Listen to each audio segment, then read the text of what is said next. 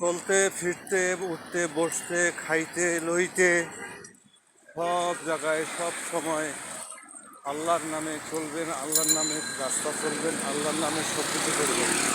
মহান আল্লাহ তাআলা হেফাজতকারী। আমরা যদি আল্লাহর কাছে হেফাজত না চাই তবু আল্লাহ হেফাজত করবে। তবে মুমিনদের কাজে হচ্ছে আল্লাহর কাছে হেফাজত চাওয়া, আর আল্লাহর দায়িত্ব হচ্ছে বান্দাকে হেফাজত করা।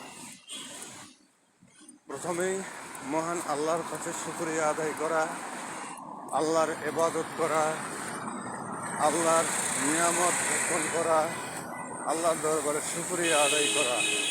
আল্লাহর দরবারে শুকরিয়া আদায় করবেন। আল্লাহর শুকরিয়া আদায় করলে মহান আল্লাহ তাআলা খুশি হয়। আল্লাহ রাব্বুল আলামিন সর্বশক্তিমান, আল্লাহ সর্বশ্রেষ্ঠ, আল্লাহর মুখাপেক্ষী কেউ নাই। আল্লাহ একমাত্র সৃষ্টিকারী, আল্লাহ যদি বলে কুন ফায়াকুন হয়ে যায়।